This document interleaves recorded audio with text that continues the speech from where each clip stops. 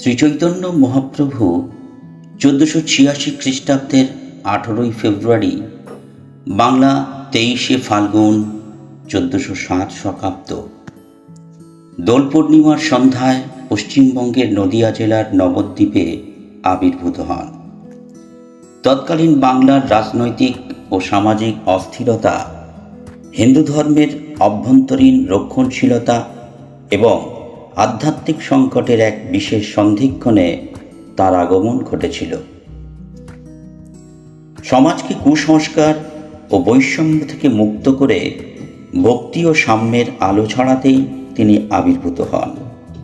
তার আবির্ভাবের সময় সামাজিক প্রেক্ষাপট এবং আবির্ভাবের কারণগুলো আজকে আমাদের আলোচনার বিষয়।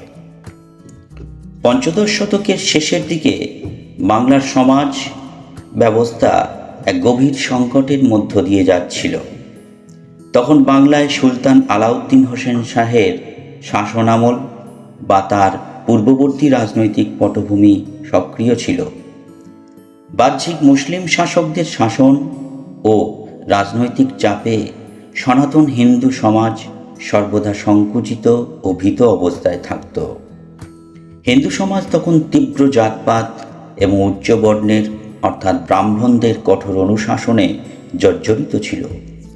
নিচু বর্ণের মানুষেরা দেবালয়ে প্রবেশ বা ধর্মচর্চার অধিকার থেকে বঞ্চিত ছিল। নবদ্বীপ তখন ন্যায়শাস্ত্র ও তর্কবিদ্যার প্রধান কেন্দ্র হলেও ধর্মের প্রকৃত রূপ হারিয়ে ফেলেছিল। মানুষ ঈশ্বর ভক্তির চেয়ে বাহ্যিক আচার অনুষ্ঠান, যক্ষ পূজা, মনসা পূজা এবং মদ্যপানের মতো তান্ত্রিক আচারে মত্ত ছিল। গৌড়ীয় বৈষ্ণব শাস্ত্র যেমন শ্রীচৈতন্য চরিতামৃত এবং ঐতিহাসিক দৃষ্টিকোণ অনুসারে মহাপ্রভুর আবির্ভাবের প্রধান কারণগুলো সত্যিই অনস্বীকার্য। কলিযুগের একমাত্র মন্ত্র হিসেবে হরে কৃষ্ণ মহামন্ত্র সংকীর্তন সাধারণ মানুষের কাছে পৌঁছে দেওয়া, জাতপাত ও ধর্মের ভেদাভেদ ভুলে সমাজ থেকে অস্পৃশ্যতা দূর করা। তিনি প্রমাণ করেন যে চণ্ডাল বা নিচু বর্ণের মানুষও ভক্তির মাধ্যমে ঈশ্বরের শ্রেষ্ঠ ভক্ত হতে পারে।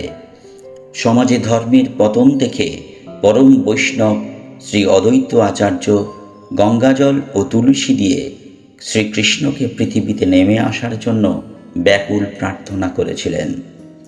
বৈষ্ণব দর্শন অনুযায়ী শ্রীকৃষ্ণ স্বয়ং শ্রীমতী রাধারানীর অন্তরের গভীর প্রেম এবং তাঁর ভাবকান্তি অনুভব করার জন্য গৌরাঙ্গ রূপ ধারণ করে পৃথিবীতে আসেন। ভগবান নিজে ভক্তের রূপ ধারণ করে জীবকে শেখাতে চেয়েছিলেন যে কিভাবে ঈশ্বরের প্রতি সম্পূর্ণ আত্মসমর্পণ এবং নিষ্কাম ভক্তি করতে হয়। যদি আপনি শ্রীচৈতন্য মহাপ্রভুর জীবন বা তাঁর সামাজিক আন্দোলন সম্পর্কে আরও জানতে চান, তবে এখনই চ্যানেলটি সাবস্ক্রাইব করে নিন। আর অবশ্যই আপনার গুরুত্বপূর্ণ মতামত জানিয়ে সকলকে উৎসাহিত করুন আর আমার সাথে উচ্চস্বরে বলুন হরে কৃষ্ণ।